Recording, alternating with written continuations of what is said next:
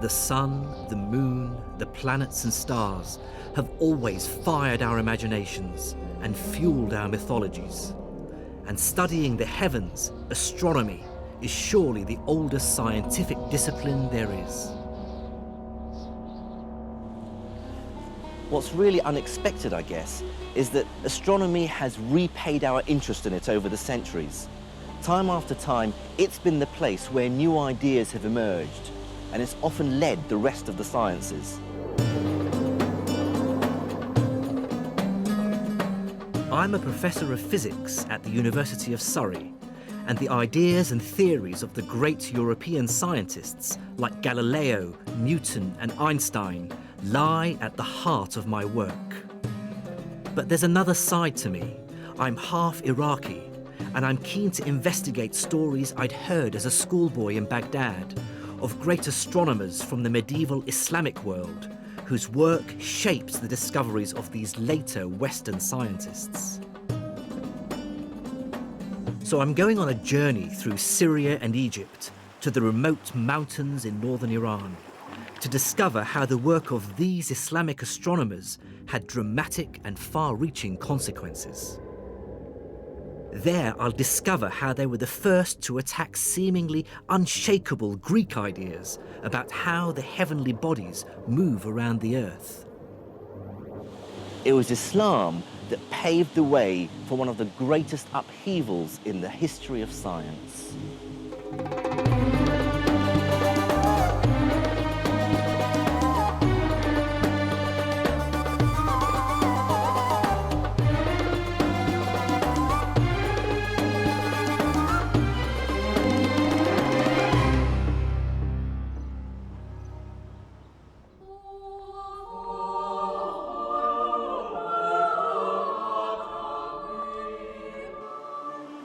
This is the University of Padua in northern Italy.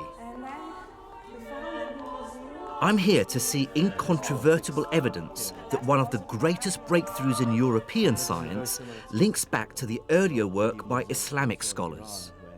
Because it was a news one that at that time... Astronomer Dr. Luisa Piggiotti and I are climbing up to the 18th century observatory. At the top, she promises to show me one of the most important books in scientific history. So, what do we have here? Okay, this is the second edition of the Revolutionibus. Copernicus. Yes. This is De Revolutionibus Orbium Celestium, which was published in 1543 by the Polish astronomer Nicholas Copernicus. I'll be careful. Is it the second edition? The significance of this book is enormous. In it, Copernicus argues for the first time since Greek antiquity that all the planets, including the Earth, go around the sun. For thousands of years, everyone had believed a very different view, that the Earth is static and everything, including the stars, sun and planets, move around it. And here there are all his system. Okay.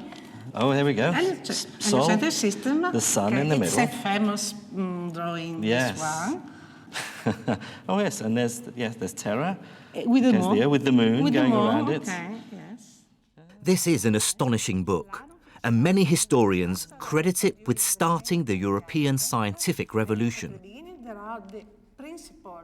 The first crucial step in a journey that led to modern physics. Is another eruption of the Earth. Well, I agree, but it does seem a bit odd that one doesn't hear much about where Copernicus got his ideas and information. The impression is that they came out of nowhere. The beginning? And the beginning is all in Arabic. It certainly is a real revelation to me that he explicitly mentions a 9th century Muslim for providing him with a great deal of observational data, an astronomer who lived in Damascus called Al-Battani. Like all the great scientists of the Islamic Empire, Al-Battani lived in a culture without portraiture. All we have are later impressions of what he might have looked like.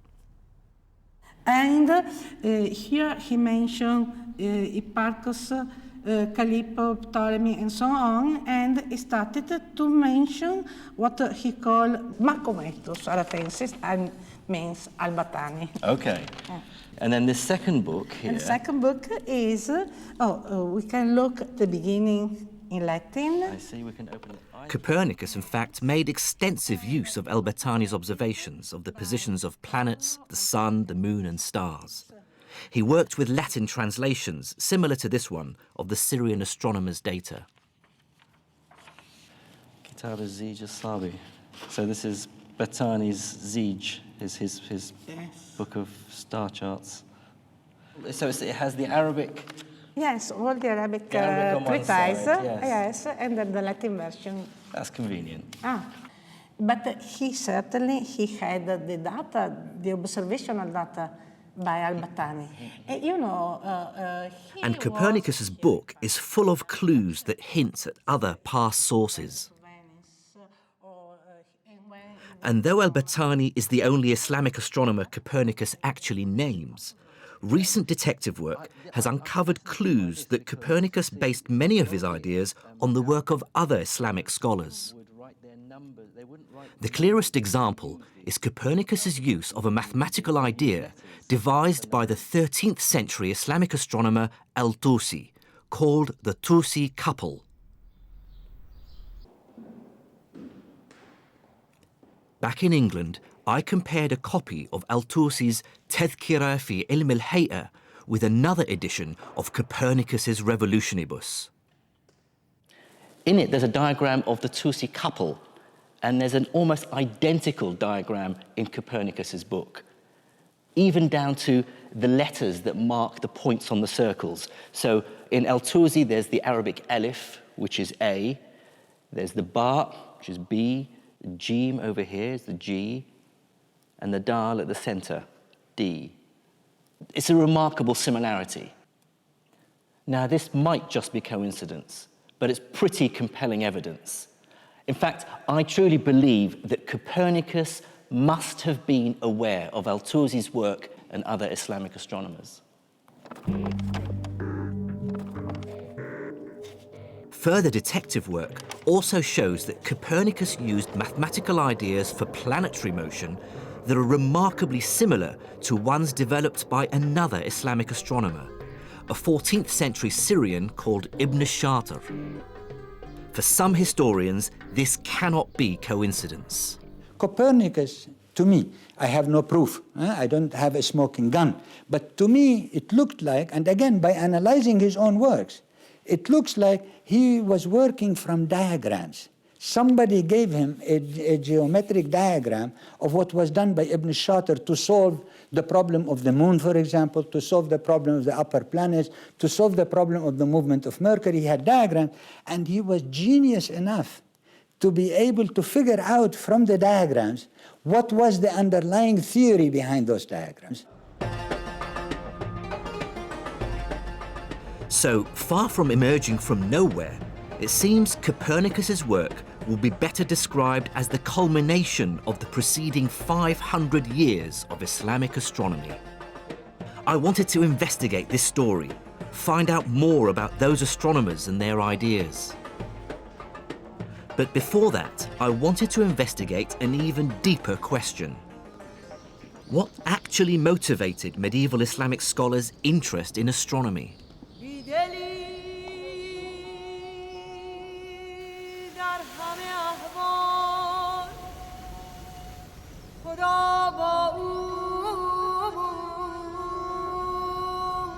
This is the Umayyad Mosque in the heart of the Syrian capital, Damascus, and is one of the oldest in the world.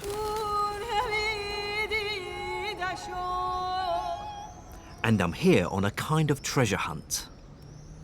Well, it says in the books that there is a sundial on the top of the Arus minaret, the bride minaret over there. So we'll see whether it is there or not. So this is Dr. Reem Turkmani, an astrophysicist and medieval astronomy expert from Imperial College London. And we're looking for one of the most accurate sundials made in the medieval world.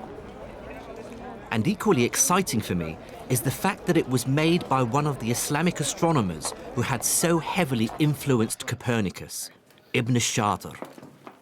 Let's see.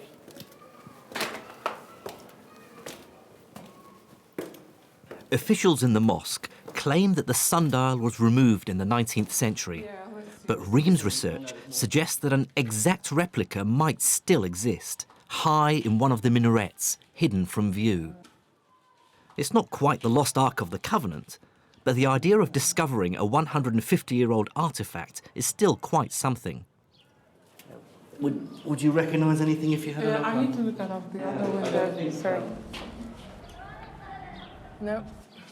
No, it is further up. Yeah. Marking time accurately is essential to Islam. The Quran requires the faithful to pray 5 times a day at 5 very precise times. At the exact moment of dawn, when the sun is overhead, in the afternoon, at sunset, and then again at the moment of nightfall. So for early Islam, an accurate sundial was an extremely important fixture in many mosques.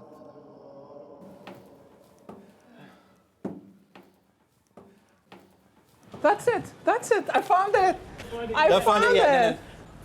Oh, so here it is. Right. That's it. Look. Just as described in the book. It's hidden by the pillar. Yeah, no wonder they didn't know that it exists here. It's got in our all mosque. covered with the pigeons' filth. Pigeon crap. Yeah. Oh, Oh, great. Thank you. try that. So, let's see. Okay. So, now, this consists of 3 sundials. The main big one, and there's the northern one and the southern one. There is a line here for Salat al-Dhuhr, the midday prayer, and there is one for the afternoon prayer. Ibn Shatir had calculated the arrangement of these lines so that the sundial remains accurate all through the year, even though the length of the days change. They will have Yes. the timekeeper. It's a very important job. So he would sit here watching the shadow. exactly. And exactly the precise moment for prayer, Yeah. he'd signal to the muezzin to start Yes. the call for prayer. Exactly. Okay.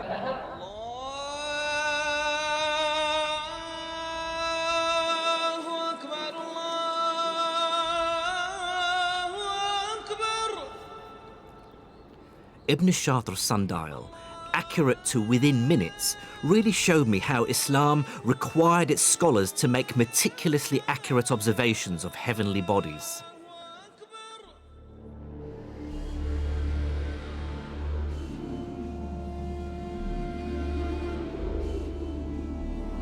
And I began to understand why Copernicus was so impressed by the work of his Islamic predecessors. They really brought standards of accuracy and precision to astronomy that were unheard of before. They'd calculated the size of the Earth to within 1% and created trigonometric tables accurate to 3 decimal places. And when I met up with Reem Turkmani again on Mount Qasyun outside Damascus, I was to hear about the Islamic astronomer who personified accurate observation. The man whose astronomical tables and measurements Copernicus explicitly makes reference to. Al-Battani. Born in 858 in southern Turkey, Al-Battani made accurate astronomical measurement a personal obsession. The story goes is that Al-Battani used to observe on this mountain here and in this observatory. Over 40 years, from 877, both here and in the town of Raqqa, Al-Battani's great project was to work out as accurately as possible the length of the year. This is a copy of the original manuscript. Okay. So I'll show you the chapter at which he explained the length of the year. Okay? The chapter 27. So he first started here by citing the ancient values of the Egyptians and the Babylonians, right? And he gives the length of year. Their estimate of the year was 365 days, 6 hours, and just over 10 minutes. To improve on this, Al-Battani used his ingenuity and a device like this, an armillary sphere. He used it to measure how the length of shadows varied over the course of a year. With this information, he was able to work out the precise day on which it's both light and dark for exactly the same time, the so-called equinox. And he repeated his measurements over the course of 40 years. Now, here's the clever bit. He examined a Greek text that was written 700 years earlier and discovered the precise day on which its author had also measured the equinox. He now had two vital pieces of data: the number of days between the two observations and the number of years. He divided the first number by the second to arrive at an astonishing result. A year is 365 days, 5 hours, 46 minutes, and 24 seconds. And he gets the new number, which was only 2 minutes off the modern observations. 2 minutes. 2 minutes so of only. The length of a year to an accuracy of just 2 minutes. Exactly, the one he calculated.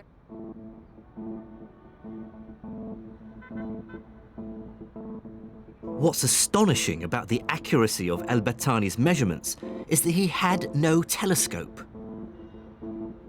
He used an armillary arm, his naked eye, and devices like this, an astrolabe. So you move the pointer and you move this disc with it to point towards the North Star. Then these small pointers here, they will give you the location of the rest of the stars and the planets. Yeah. Despite this, among his many other observations is an incredibly accurate figure for the Earth's tilt of just under 24 degrees, about half a degree from the figure we now know it to be. And he didn't stop there. He measured variations in the diameter of the sun to such accuracy that it led him to an astonishing conclusion. This distance, the furthest point the sun reaches from the Earth during the year, known as the apogee, actually changes from one year to another. Also, his tables showing the position of the sun and the moon, which is what Copernicus refers to some 600 years later, set a new standard in precision and accuracy. So Al-Battani and his fellow Islamic astronomers were clearly good observers. But so what, you might ask? Well, the answer is that their observations began to suggest to them that the prevailing Greek theory that described how everything in the heavens revolved around the Earth had some serious flaws. This Greek tradition, which had been unquestioned for over 700 years, was based primarily on the work of one of the greatest astronomers of the ancient world. Claudius Ptolemaeus, or Ptolemy, was a Greek astronomer based in Alexandria in the 2nd century AD. He wrote one of the greatest texts in astronomy, the Almagest, which was basically a distillation of all Greek knowledge on the celestial world. Ptolemy believed that the sun, the moon, the planets, and the stars all sat on crystal spheres that rotated around the Earth. So the moon sits on the innermost sphere, followed by the sun and the planets, and finally a patchwork of stars on the outermost sphere. So we human beings sit at the very center of the universe, with the rest of the universe rotating around us. But as Ptolemy himself realized, there's a problem with trying to describe the heavens as a place of mathematically idealized perfect spheres. And that is that the planets don't really play ball. As they move across the night sky, they change speed, appear to get bigger and smaller, and even go back on themselves. Ptolemy tried to explain this away by arguing that the planets sat on small spheres called epicycles, which rotated around a bigger sphere called a deferent. This explained why they might look as though they were changing size, and why they sometimes even change direction. Unfortunately, that still didn't fit all the facts. It didn't easily explain why the planets appear to speed up and slow down.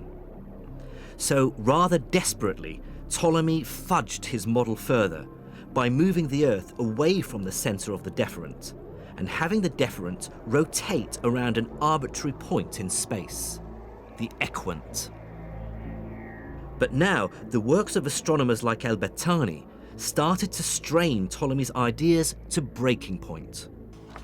Their careful observations began to suggest that even with Ptolemy's unwieldy equants and deferents, the actual behaviour of the heavens didn't fit the data. So what do you do if you were an astronomer living in Baghdad and you have all those results on your table? The very first requirement is to say, this Greek tradition is not as trustworthy as it is advertised to be. And now, of course, they begin to say, if the fundamental values of the astronomical tradition of the Greeks, which we could double check and we found them to be in error, what else is in error? They began to question now the more basic foundational astronomical, cosmological foundations of the Greek tradition. And question they did.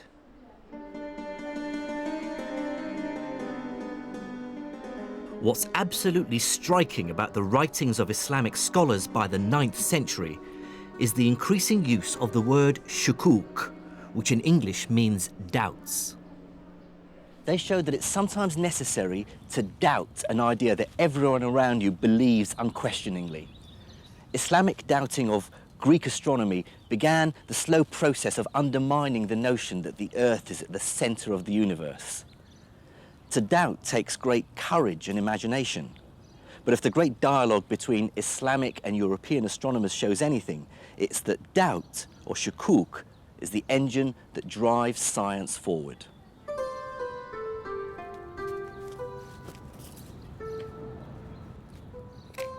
One of the first great shukuk scientists was called Ibn al-Haytham. He was born in the Iraqi city of Basra in 965 AD and was among the first to argue passionately that scientific ideas are only valid if they're mathematically consistent and reflect reality. And when he applied his fierce, rigorous intelligence to Greek astronomy, he immediately spotted that there was a fundamental contradiction at its heart. On the one hand, Greek cosmology argued that everything in the heavens revolves around the Earth. On the other hand, Ptolemy, in his Almagest, argued that if you want to mathematically predict how the sun and planets move, you have to pretend that they go around an arbitrary point in space, the so-called equant. This is clearly a contradiction. The heavens can't both go around the Earth and not go around it at the same time. Ibn al-Haytham hated this nonsensical contradiction. In the early 11th century, he wrote a paper, Al-Shukuk ala Ptolemaios, or Doubts on Ptolemy. In it, he writes with barely contained frustration, Ptolemy assumes an arrangement that cannot exist. Ibn al-Haytham says that is a total absurdity. We cannot accept that. And furthermore, he says, it's not a slip of a tongue. Ptolemy knew that it was an absurdity, and he shows us where Ptolemy himself was embarrassed by having to introduce it. So he says there is a fundamental reasoning problem, meaning that the Greeks knew, that Ptolemy knew that he was making a mistake, but he knew he couldn't do any better, and hence now the challenge is to do one notch better, and hence to be able to fix this. That, in my explanation, begins to be the program of research for all astronomers to come. In order to achieve that project, you had to be convinced that it was possible to make high precision mathematical models of the way in which planets and stars move that would really capture how they are in the heavens.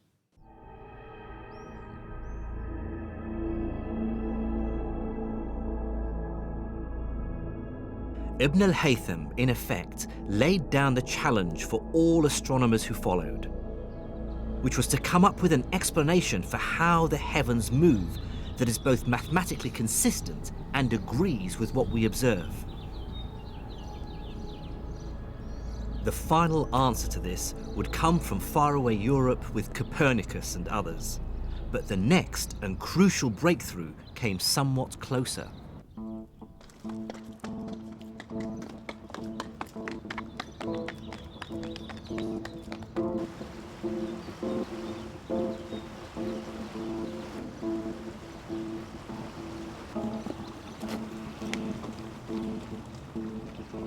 The top of this mountain in northern Iran was the adopted home of the man who was the next of Copernicus's Islamic influences, Nasruddin al-Tusi. He would succeed in rewriting Ptolemy's theory, which would ultimately lead to the overthrow of the geocentric view of the universe, and so the birth of the modern scientific age.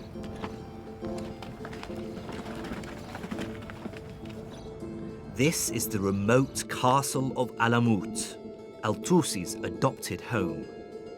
For many years, it was the home of a Muslim sect called the Ismailis. It's a lovely secluded spot, and it was the center of the Ismaili movement. It's not surprising that al-Tusi would find a home here. And it wasn't just him.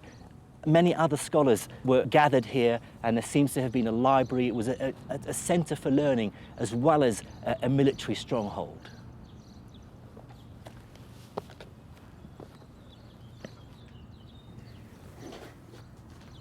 Here, this is the main gate, northern gate of the upper castle of Hassan Sabba.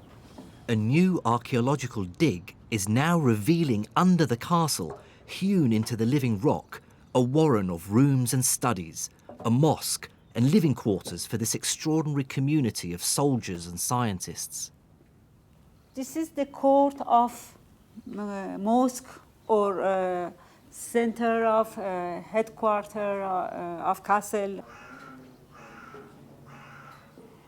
And it was within these cramped conditions that al-Tusi started his masterwork of the shukuk, or the doubts, the tadhkirah. In it, he finds an answer to Ibn al-Haytham's first challenge: how to eliminate Ptolemy's equant. Instead of a sphere rotating around an arbitrary point in space, al-Tusi devised a series of two nested circles, which rotate around each other in such a way that they eliminate the equant. The nested circles became known as a Tusi couple. This is the mathematical system that finds its way into Copernicus's work some 300 years later.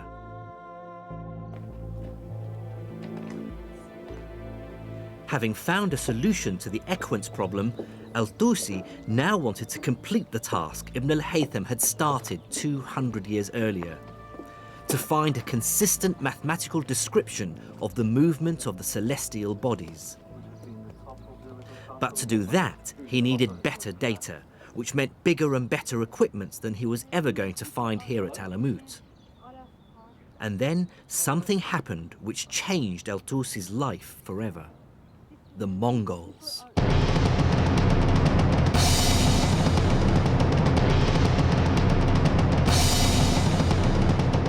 Streaming in from the east, an army of Mongols led by Haluga Khan marched into Iran, crushing everything before them. By 1255, they had reached the foothills of Alamut, intent on its destruction. Then, in a brilliant piece of diplomacy, al-Tusi managed to both save his own skin and satisfy his scientific ambition. He visited the Mongol leader and played on his deep astrological superstition. Convincing him he could tell the future if only he had new equipment, al-Tusi persuaded the Khan to make him his head scientist and to build him just a few hundred miles away, perched on a hilltop where the air was clear, the largest observatory the world had ever seen.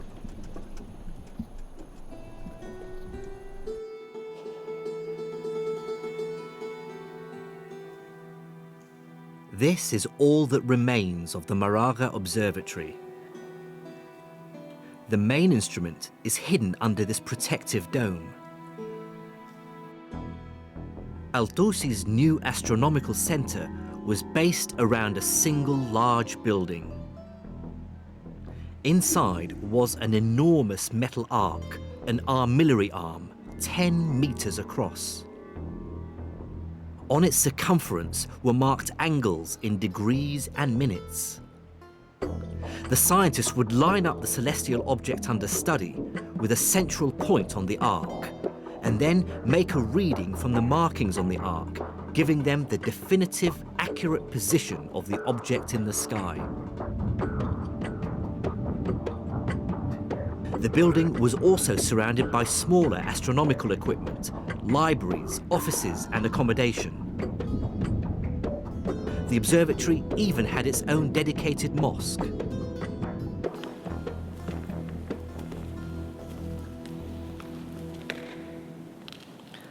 I suppose it is a little disappointing that there's not that much left of the place now. So you really have to imagine what it must have been like back in its heyday. After all, what Al-Tusi built here was nothing less than the world's greatest observatory for 300 years. And like any modern-day international research institute, he brought together the world's greatest astronomers from as far away as Morocco and even China. I mean, it must have been a really great, buzzing atmosphere to work here.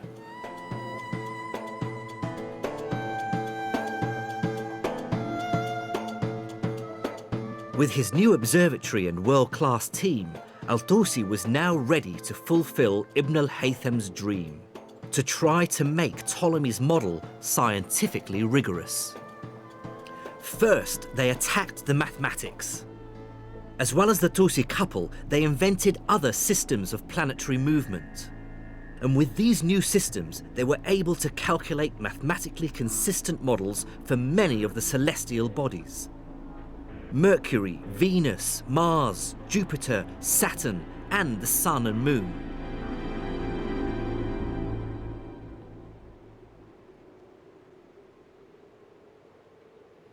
Al-Tusi and the astronomers he brought together created what became known as the Maraga Revolution, which was a complete paradigm shift in astronomy, overthrowing the old Ptolemaic view.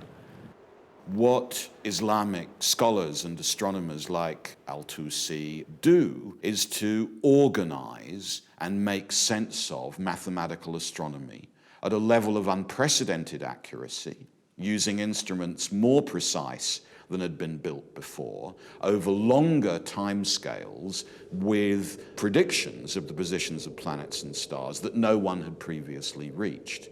That at Maraga or at Alamut, we see, I think, genuine revolutions in the level, scale, and intensity of mathematical astronomy.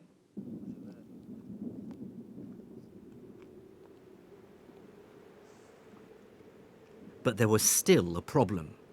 The new models were mathematically coherent, and they dispensed with Ptolemy's unwieldy equant. But they still firmly placed the Earth at the center of the universe, and that inevitably meant that their descriptions of the heavens were intricate and complicated, with epicycles, deferents, and couples. It was like some great cosmic gearbox.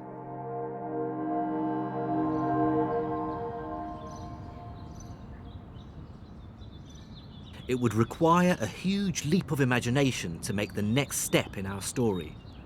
And that next step would take place 2,000 miles from where I am now.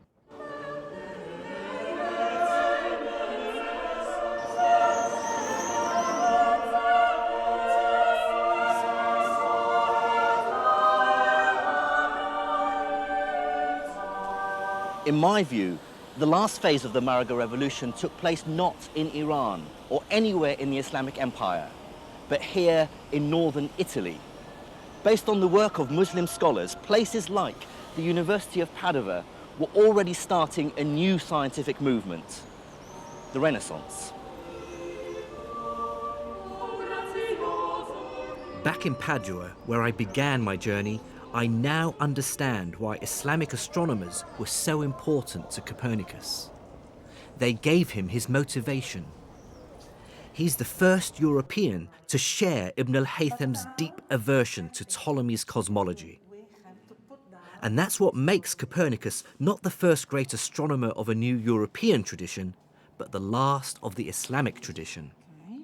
This is the second edition. As we've seen, many of the complex mathematical models Copernicus uses in his new heliocentric model, like the Tusi couple, are copied from Islamic astronomers. But more importantly, it's Copernicus's deep desire to bring mathematical consistency to cosmology that he really owes to his Islamic predecessors. Copernicus's ideas set in motion a train of scientific revelations that would eventually lead to Isaac Newton and the discovery of gravity. In Newton's hands, Ibn al-Haytham's dream of an astronomy with rigorous and coherent mathematics, which agrees with experimental observation, finally took place.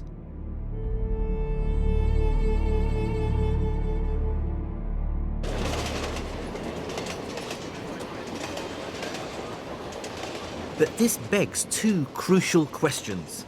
Why was the great astronomical project which Islamic astronomers began completed in Europe and not in the Middle East? And how did knowledge of Islamic science get to Europe in the first place?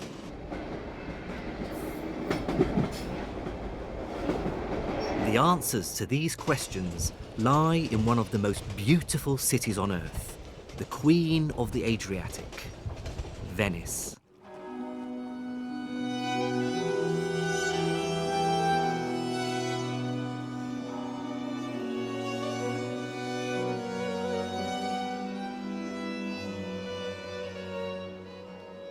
Venice was founded on a swamp off the coast of Italy and felt itself separate from Europe and not bound by its laws and traditions. And as Shakespeare famously pointed out, the two most important aspects of Venice were its merchants and its long-standing links with the Arabs or Moors. It was a rich and complicated relationship, sometimes based on piracy and theft. The story goes that in 828, two Venetian merchants stole the bones of a famous Christian saint from Venice's rival city across the water, Alexandria. The bones belonged to St. Mark the Evangelist, and they brought them back here to St. Mark's Square.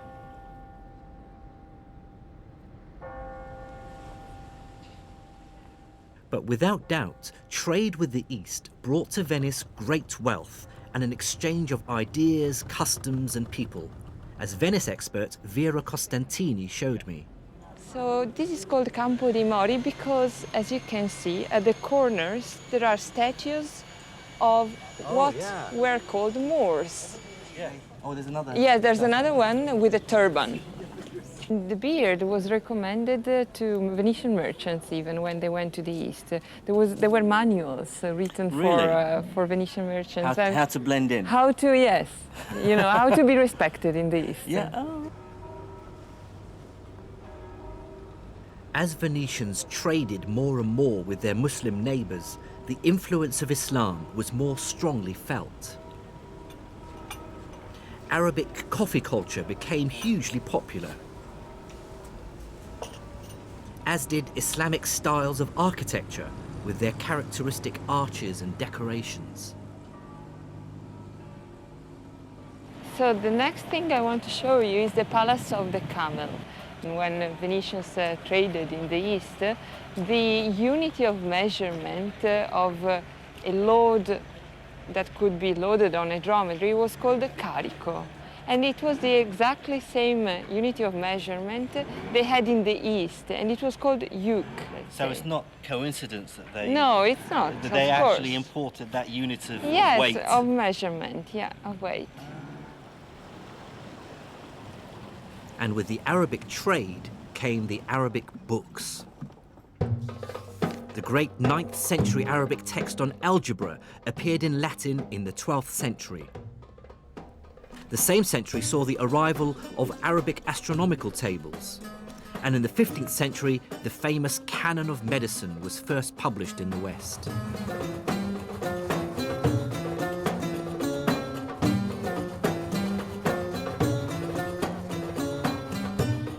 And this influx of learning seems to coincide with a great historical shift.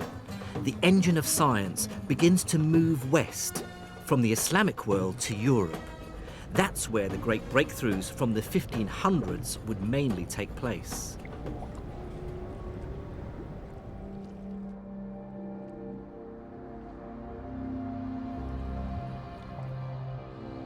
I encountered an astonishing and very tangible symbol of this shift and a really surprising clue as to why it happened, thanks to Professor Angela Nuovo from the University of Udine. "20 years ago, in this library on one of the islands of Venice, Angela discovered the only surviving version of a 500-year-old book." And what did it feel like? I mean, this is a big Yes. discovery. Yes, it was a great emotion. I remember it was July, very hot, like today, even hotter, and I felt cold at that moment, yes.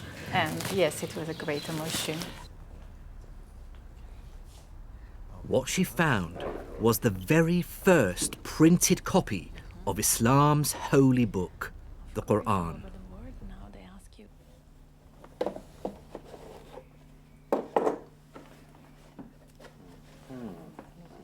This is the first time she's seen her Quran since she discovered it 20 years ago. But it struck me as strange that the world's first printed Quran was produced in Venice and not in the Islamic world. And it's obvious at first glance that it was printed by people who didn't speak Arabic very well. Bismillah ar-Rahman ar-Rahim. Alhamdulillahi Rabbil Alameen ar-Rahman ar-Rahim. Maliki Yawm ad-Din. Iyyaka na'budu wa iyyaka nasta'in. I mean, what strikes me is that it's written in what I would regard as almost childlike handwriting. It's clumsy. Yeah. Well, it's the first attempt to reproduce the handwriting in movable types. And as you know, the language has an enormous amount of sorts, different sorts, as, of course, every letter changes according to ligatures and the position of course. So in the line. The word dhalika, which means for that, the dash should be underneath the L here, but it's above it. Yeah. So instead of saying dhalika, it says dhalaka, which is wrong. Probably there were not people really of mother language in the press. So there were some errors of the mistakes in the text, which are, of course, sins. Yes, of course. I mean, as the Quran, for every Muslim believes it's this word of God. You the can't word of change God. it. So when you change it, it's a sin. Yes.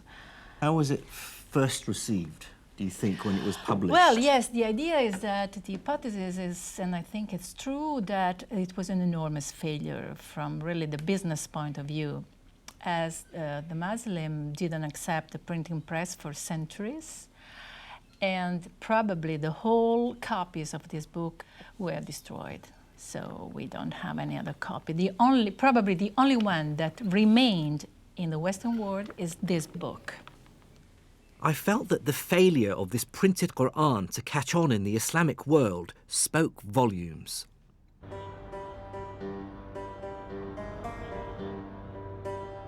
"800 years earlier, one reason for Islamic science's success had been the precision of the Arabic language.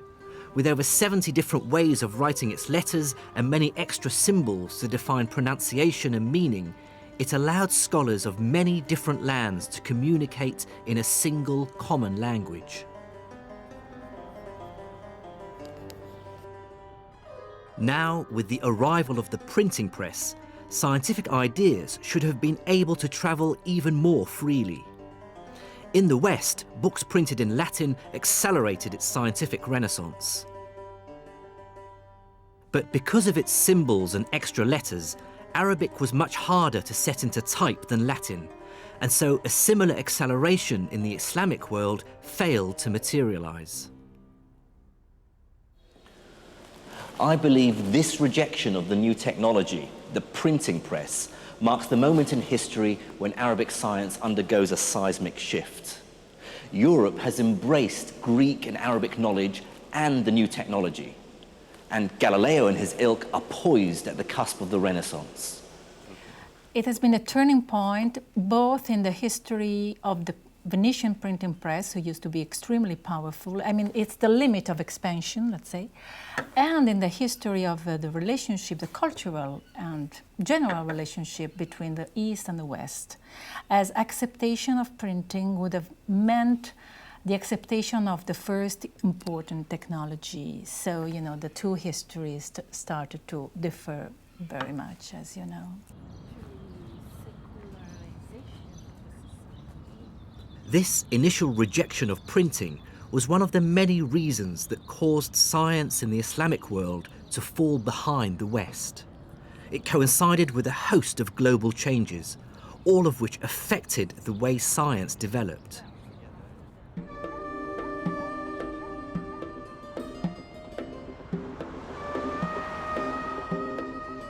The first and most obvious reason for the slowdown in Islamic science is that the Islamic Empire itself falls into decline from the mid-1200s. One reason for this is that it's under attack from all sides. From the east are the Mongols. In 1258, they invaded the capital Baghdad, and it's said that the waters of the Tigris and Euphrates rivers ran black for days with the ink of the books they'd destroyed. But trouble was also brewing in the far west of the empire. Islamic Spain, already fragmented into separate city-states, now faced a new threat, a united and determined onslaught from the Christian north. The Reconquest, as it was called, raged for hundreds of years, but culminated in the 15th century when Ferdinand II and Isabella led an army which forced the last of the Muslims in Granada to surrender in 1492. The Christians were intent on removing every last vestige of Islamic civilization and culture from Spain. In 1499, they ordered the burning in this square in Granada of all Arabic texts from Granada's libraries, except for a small number of medical texts. Within about 100 years, every Muslim in Spain had either been put to the sword, burnt at the stake, or banished. And Christians from the east of Europe were intent on reclaiming the Holy Land. The Crusades. Bent on carving out a holy Christian Levant and claiming the holy city of Jerusalem, the Crusaders launched a massive attack on northern Syria. They quickly captured this castle and turned it into one of their strongholds. Then, with ruthless and missionary zeal, they marched on Jerusalem. And as the empire fought with its neighbours, it collapsed into warring fiefdoms. The Mamluks, slaves who originally belonged to the state of Egypt, became its leaders. The Bourbon Almohads ruled Morocco and Spain in the 13th century, and the north of Syria and Iraq splintered into a series of city-states. But for many historians of science, the biggest single reason for the decline in Islamic science was a rather famous event that took place in 1492. That year, the entire political geography of the world changed dramatically when a certain Christopher Columbus arrived in the Americas. I explain it with the phenomena of the discovery of the New World in 1492. The immediate result is that you got immense amount of gold and silver coming to the royal houses of Europe at the time, and all the adventurous empires and royal houses of the time who were setting colonies all over the world. And science always follows the money. As the 16th and 17th centuries came and went, that money, power, and hence scientific will moved through Spain and Italy and on to Britain. By the 17th century, England, sitting at the centre of the lucrative Atlantic trade route, could afford big science. And that ultimately explains why the greatest book in world science, Sir Isaac Newton's Principia Mathematica, the book that ultimately explains the motion of the sun, the moon, and the planets, was not published in Baghdad, but in London. It was necessary for him to have data of astonishing accuracy gathered from across the world. Global inventories of numbers, observations, positions. The heights of tides, the positions of comets and planets, the rate at which pendulums beat. It's a global project. It's big science. And many of those observations, many of those mathematical models were, of course, models initially developed by Islamic astronomers in Egypt and the Near East and Central Asia. But there's a final twist in the tale. As the wealth of the Islamic nations subsided through war, political and religious entrenchment, and the loss of its lucrative trade, so its science declined. But what this doesn't explain is why their scientific achievements have been so forgotten. And that's partly because, as Europeans colonized great swathes of the Middle East and Asia, they actively encouraged the idea that the civilizations they encountered were moribund and in decline. It seems the English and the French were uncomfortable with subjugating people whose knowledge and science may have been as sophisticated as their own. So it became important to portray the Islamic world in a very specific way.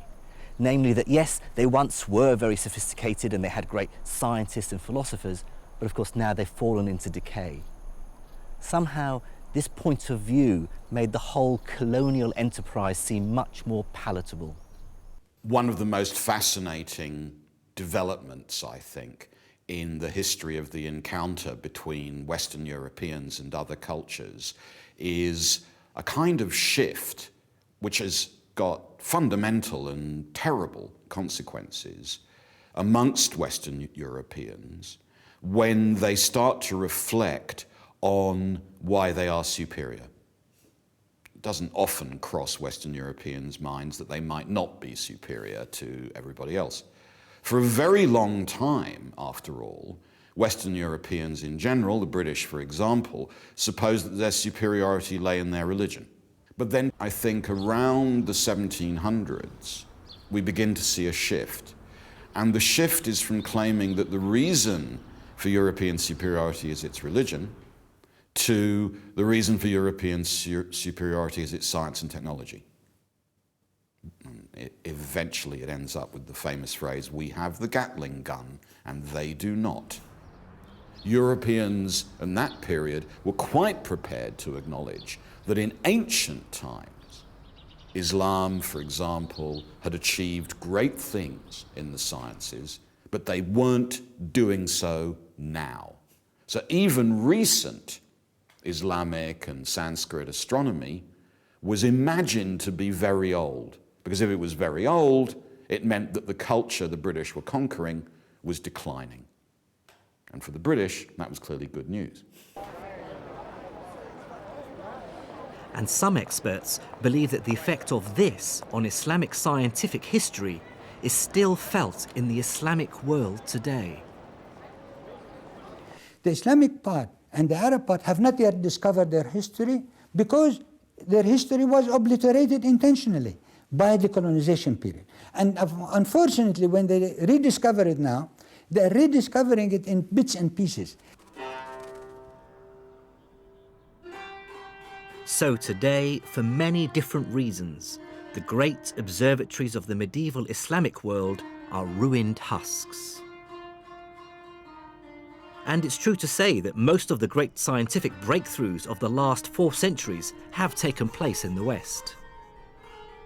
But that's not to say that science has completely ground to a halt in the Islamic world. Now, in the 21st century, there are many examples of cutting-edge research being carried out. Well, I've arrived at the Royan Institute here in Tehran, where they carry out stem cell research, infertility treatment, and cloning research. I was surprised to learn that here in Iran, an Islamic state, potentially controversial science like genetic modification and cloning is condoned, even funded by a theocratic government. One of the uses is when a small part of the heart stops working, which is finally going to lead to heart failure. Right. So the cells from that part of the heart are actually replaced with the cells that have been cloned. Another use of cloning in therapeutics is actually creating an animal which has the medicine in their milk, for example. So when we drink the milk, we actually receive the medicine we need. Considering genetic research has many vociferous opponents in Christian communities, I was intrigued to see that here in Tehran, they have their own in-house imam to offer support and advice on this sometimes quite controversial research. ما در کمیته اخلاق پزشکی We have got this medical ethic committee here in Royan Institute, and every project which is proposed is investigated in this committee, and we see different aspects of it, and they have got to justify the project for us. I'm not enough of an expert in genetics to truly assess the quality of the work here, but one thing I can say is how at home I felt. Whatever cultural and political differences we have with the Iranian state, inside the walls of the lab, it was remarkably easy to find common ground with fellow scientists. Nature's rules are refreshingly free of human prejudice. That's something the scientists of the medieval Islamic world understood and articulated so well. In the 9th century, Al-Khawarizmi synthesized Greek and Indian ideas to create a new kind of mathematics, algebra. The polymath Ibn Sina brought together the world's traditions of healthcare into one book, contributing to the creation of the subject of medicine. In remote Iranian mountains, astronomers like Al-Tusi paved the way for scientists working hundreds of years later in Western Europe. These scientists' quest for truth, wherever it came from, was summed up by the 9th century philosopher Al-Kindi, who said, "It is fitting for us not to be ashamed of acknowledging truth and to assimilate it from whatever source it comes to us. There is nothing of higher value than truth itself. It never cheapens or abases he who seeks."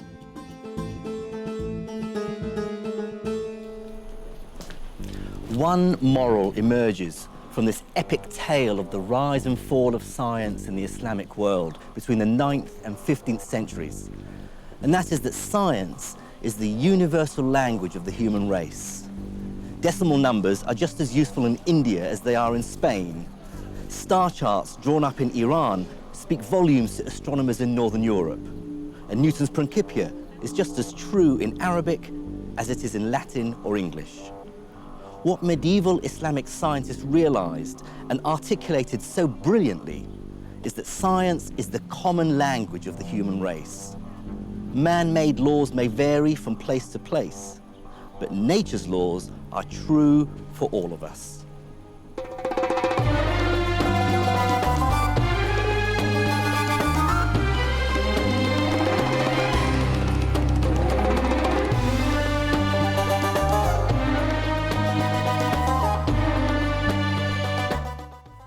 That was the last in the series. Next tonight, how to fit a square peg into a round hole. If only it were that simple.